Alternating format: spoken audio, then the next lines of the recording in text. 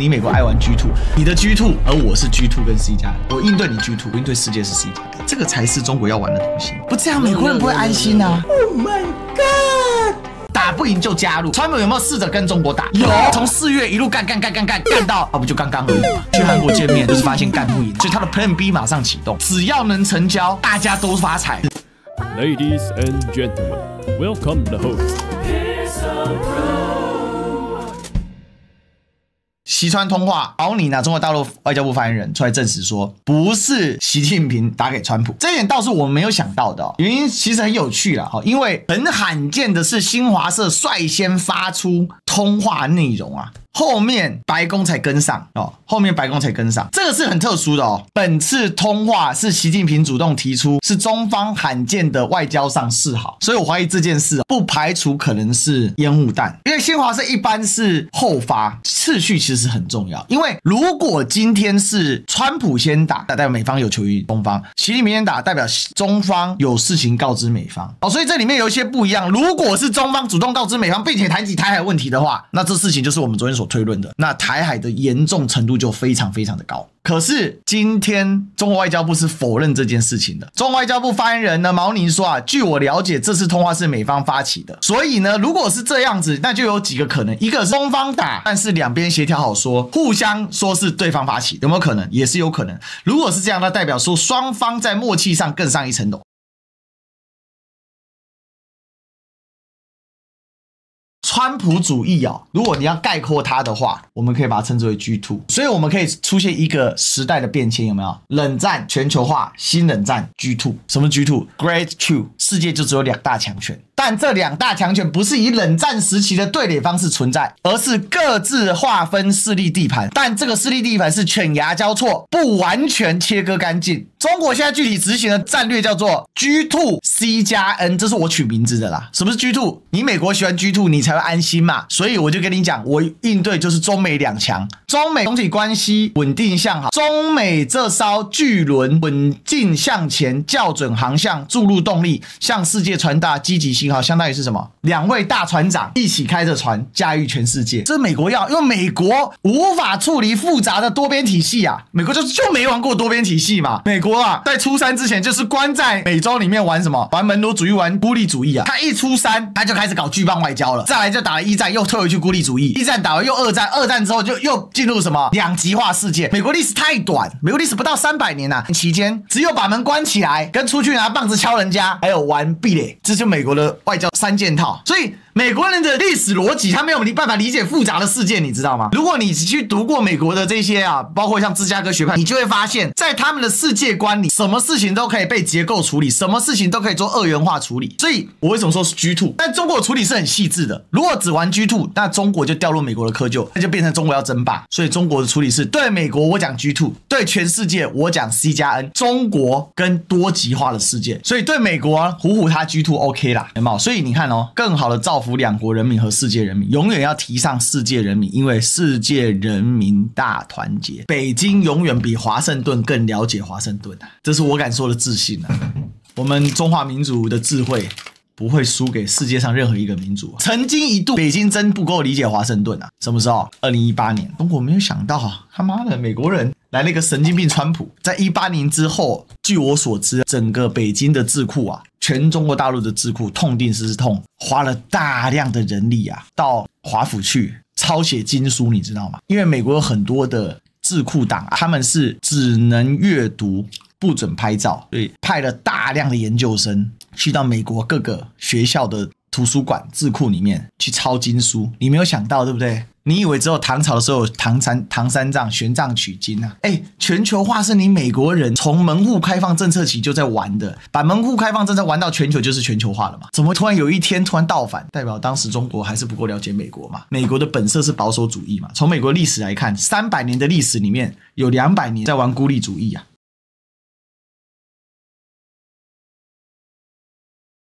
如果是現在這個氛圍會打，因為是中方主動打電話告知，但結果是什麼？結果原來是美方主動打來所以中方只是借着美方主動打來，強調台灣回歸是中國戰後秩序重要組成部分。也就是說，你美方如果想要繼續維護好二戰的勝利成果，還有 G2， 那台灣問題就是跨不過的門檻，這個事情我們就是必須要處理。因此我們再往前走啊，到底兩個人談了什麼呢？首先呢，華府的官方正式發文呢，附了一張圖啊，標題斗大的寫着跟習主席打了通電話，而且選了一張川普最喜歡的表情，光從呈現的意象來看就非常非常的和善，而且君臣地位截然分明。我就問一個問題，你川普敢讓習近平這樣站嗎？不可能嘛。所以我才說各位要注意啊，我們來了一個我们非常陌生的时代，全新的时代。冷戰全球化我們都很熟悉，新冷戰我們也學習過。2025年開始是川普主義，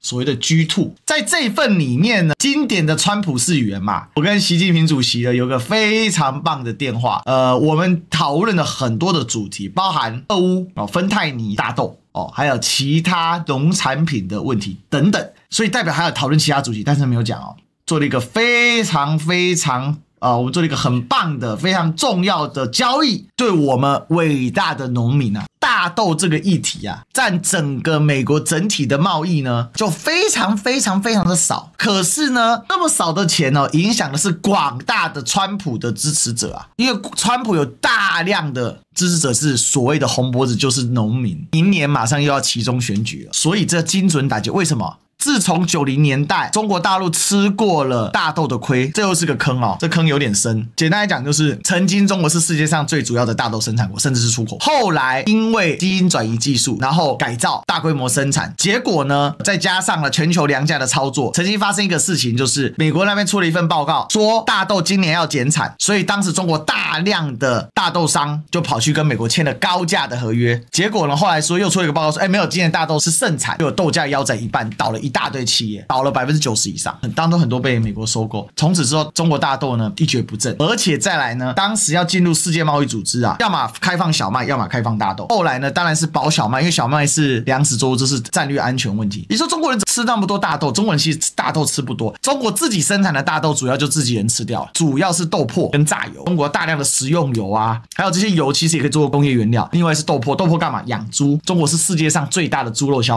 費國，所以呢有超強剛需。中國14億人口啊，那後來中國大陸是幹嘛去了呢？中國大陸就跑去巴西大量的種植大豆，然後開始在巴西呢幫巴西幹嘛？造橋鋪路、修鐵路、修公路、修高速公路、做港口，甚至蓋發電廠，啥事都幹。為什麼？因為巴西大豆的運價是美國2倍啊！巴西的基建太垃圾了，所以中國啊投了數百億美元啊，在巴西幹這事，就為了要大規模的扶植巴西的豆農。所以呢，自己也跑去那邊開了很多農場，終於把大豆啊主要進口國從美國變成了巴西，才有今年9月份對美國大豆進口直接歸零這件事啊，這是一個10幾年的博弈啊，所以這時候你就看到一個政府的遠見有多重要了。川普這一次等於是被中國打到了7寸，這通電話是督促中國可不可以趕快把我們之前談好的合約啊，趕快履約啊。因為川普去美國的鄉村開造勢大會，美國的農夫啊是開着拖拉機、開着飛機飛來支持他的啊，這些人就是鐵桿，而且一定投票，所以這叫精準打擊。中國可不可以買？可買可不買。現在買叫逢低買進啊！美國的大豆價格已經跌到一個新低點了，現在多買多賺。大豆是能怎樣？是能儲存的啊，中儲糧。不蓋這麼多糧倉，不是蓋假的啊！中儲糧，全中國蓋多少糧倉啊？而且蓋糧倉蓋着蓋着，把糧倉蓋到世界第一啊！世界上最屌的糧食儲存技術就在中國啊！所以現在逢低買進不是壞事，所以現在叫什麼？互取所需嘛。你川普現在正為着大豆賣不出去，為了農產品賣出去而燒腦，而且為了期中選舉，你必須趕快挽救你的基本盤。而同一時期呢，中國進場把你收購，中國賺到低糧價，川普賺到 MAGA 的心。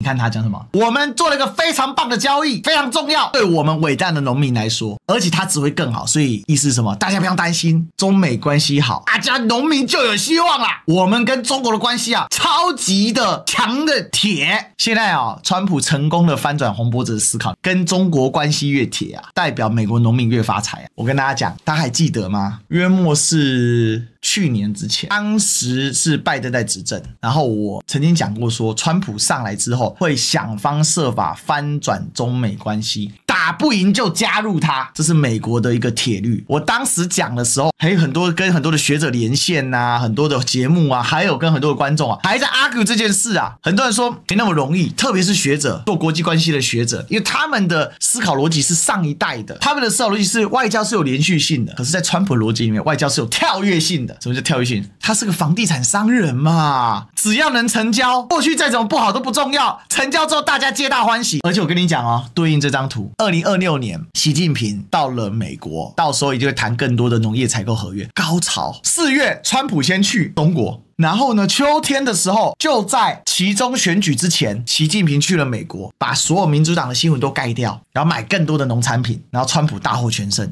全部都算好了，民主黨還玩嗎你啊？川普在下棋呀，所以賴清德死定了。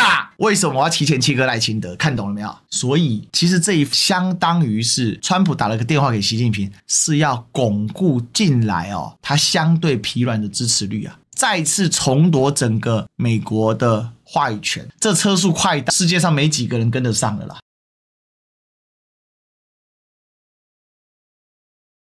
隨後發生的一個事情呢，更讓人覺得太有意思。高市早苗隨後就接到了川普的電話，這記者問得很細啊。如果進行了會談，請問會談中的討論那關於中國台灣省問題，還有首相對存亡危機事態的答辯，進行了什麼樣的交流？所以問得很細哦，很直接哦。那剛才應特朗普總統提議呢，進行了電話會談。所以這個就是川普打來的嘛。那我向呢特朗普總統啊展示了他訪日期間被美國報紙報道的那份報紙，並在上面簽了名。トランプ大統領が這是做一個和緩。其實高市早苗對比日本其他的政治領袖，她有個優勢啊，她是女性。日本從來沒出過女首相嘛。那作為女性呢，她確實在發揮她的特質是比較柔軟的。其實你同樣的做法啊，誰身上也做，大家知道嗎？梅洛尼，意大利的總理啊，他也很懂得怎麼利用女性的優勢跟川普互動。川普對於女人他那個傳統的那種白人男性沙文主義其實還是蠻重，他相對會比較柔軟，他對你的態度會好一點，關鍵利益不會讓，但是至少對你的態度會比較好。然後就意思是說我們的關係很好啊，高市早苗在展示他們之間的關係很好。在這過程中啊，川普還介紹了美中等最近美中關係的狀況，什麼意思？代表說川普打這通電話一定有他的目的嘛？前面是高市想跟川普確認的事情，總不能打電話來寒暄說，你是我的報紙，謝謝你哦。這他媽哪門子的外交？那個都是外交的一些前搖。重點就是這整通電話裡面，日方對美方的詢問是確認日美關係，還有在印太問題裡面的諸多問題你怎麼樣去做。但是美方對日方主動打來幹嘛？告訴你我最近中美關係很鐵啊，你不要給我搞事。トランプ大統領からは昨晩、行われた、米中首脳会談を含む、最近の米中関係の狀況について、説明が、ございました。合わせて進行了說明。說明什麼意思？美國總統向日本首相報告，他跟另外一個國家打電話，當然不是嘛。這個說明是代表什麼？告知嘛。我認為我們確認了日美之間的緊密合作。來，這裡有個關鍵字，我認為，這是一個很主動的思考邏輯啊，不是我們確認，這是他的一個想法。那真的是這樣嗎？會談內容でございます。關於會談內容，高市早苗自己提的哦，到底具體談了什麼？這是外交上的交流。詳細內容允許我不做說明，所以我們整個全部看完之後啊，重點有幾個：第一個，美國主動打電話；第二個，美國交代了中美之間的關係問題；第三個，高市早苗回避了實質內容，沒有談論到。那到底什麼實質內容呢？講白了就是台海問題，用了一個印太問題去包裝。那為什麼沒有做說明呢？因為這樣的意見對高市早苗來講，要帶回到他的團隊的內部。那為什麼他不講明呢？因為很簡單，現在的日本陷入一根筋兩頭堵啊。對於現在的日本極右派出了什麼狀況？高市早苗一旦倒台，現在的自衛聯盟必然瓦解。一旦瓦解，要重新再組隊，要麼提出更高的價碼，要麼被小泉進次郎被小泉家直接收割。所以呢，回過頭來，對於現在的狀況，為什麼高市早苗用了這麼多的極右翼的家伙？這些極右翼包括麻生派跟原安倍派的，這些人都是貪腐集團啊。所以高市早苗一旦垮，現在只要小泉家上來，小泉家是改革右派，專門以打擊貪腐著名的，以改革日本現狀著名。他們家雖然也是4代相襲的國會議員，所以高市早苗不能倒啊。為什麼要帶回去說明？我一直講高市早苗絕對不是個無志之最慘最終的狀況，我一直認為啊，極右翼必須要妥協，總有人要想辦法。可是這一次的狀況遠比上次嚴重得多。G20 峰會在南非舉辦，高市早苗一講話，李強直接離席啊，連聽都不給你聽啊。而且在合照的時候，最近距離是2公尺，但打死不給你接觸。連日本媒體自己都在那畫2公尺的線，就是不看高市早苗。最近距離的時候，一度只有2公尺，最後還是拉開了。看哦，只有綠媒那群白痴。G20 25位領袖打招呼，高市獨漏李強，哇，好棒哦，超讚的哦。你就別見了嘛。看現在是誰想見誰。這一場爭端的背後，是整個世界格局的重塑。中國要的是徹底的把你這台車給停下來。對中國經濟、軍事對你日本威嚇，更重要的是我叫你老大美國管管你啊，沒什麼好說的。我幹嘛跟你講話？我跟美國講話，我不跟你講。川普打來給習近平，習近平反向交代給川普，川普就打電話給誰？給高市早苗。為什麼隔那幾個小時，川普收到習近平的訊息之後，制定的策略打電話給日本，25分鐘把事情交代完。但現在最大的問題是高市早苗卡在國內的議題裡面，他現在出不來。國內的極右翼現在一根筋兩頭堵啊。那現在的狀況就是極右派要怎麼樣下去？我認為高市早苗他心裡不慌啊。為什麼？因為他也知道極右派現在太需要他。現在極右派需要高市早苗，超過高市早苗需要極右派，你知道嗎？高市早苗也知道，只要他能坐上那個首相的位置啊，極右派拿他沒轍啊。到時候一定會有極右派推一個替罪羔羊啊，出來辭職下台以示負責，你信不信？然後呢，首相呢發表正式的文字宣明，好收回這句話。路子就是這樣嘛，不然日本就幹吧。現在難下馬的原因，還是因為賴清德加進來把門給焊死了。然後極右派呢，第一時間還在那邊搞事啊。這個日本駐台代表還在那邊轉貼賴清德吃蘇席的文章，北七呢。所以這裡面哦有很多細節，大家要去了解。所以這段時間呢，你就會發現很好玩的地方是什麼？日本顯得非常非常的被動，都是旁邊在放話。高市本人對於這件事情呢，幾乎不主動提，所以結論很清楚。從宏觀層面來說 ，G2 在2025年底現在得到了一個確認。從地緣政治的區域狀況來說，充分展現一件事，至少在政治這個領域上，日本依然是美國的小老弟勢力範圍，所以美國會直接控管它。最來是最愚蠢的就是萊爾校長。蠢到沒藥醫，不管是藍的白的，就是非綠的勢力內部呢，都有人跳出來挺日本，或者是至少暗示應該跟日本好一點。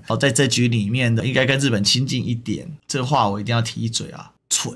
你就看民進黨怎麼墜崖，這台車都要墜崖了，你還要跟民進黨綁在一起去墜崖？腦子是不是有洞啊？到了現在還看不懂國際地緣政治的整個的走勢跟趨向呢？這牌子就告訴你一個答案了嘛。冷戰全球化，新冷戰現在結束了，新冷戰結束了，不要再選邊站了，傻逼啊！現在是個 G2 的時代 ，G2 怎樣？老大隨時會轉彎，隨時把你當籌碼，所以你要做一件事什麼？就是盡量的明哲保身，盡量跟大家都好。最典型的例子是誰啊？南韓李在明嘛，人家就玩得溜，玩得轉，奇怪了，你就玩不溜，玩不轉。你是怎樣？媽的，連在李在明都演給你看了，怎麼有這麼笨的呢？而且還不執政黨，你藍白是什麼東西啊？你執政黨啊？到底在想什麼呢？稍微有點智商吧，好吧？看遠一點，看遠一點。韓國現在就電，他只做一件事，就是借着日本找獨島的麻煩，強力反日。但是呢，主要是行為藝術上的反日，在其他方面，政治經濟方面沒有明顯動作。只要閉嘴，這局就過了。沒你的事就不要出來攪和。你看新加坡出來攪和，惹得一身腥，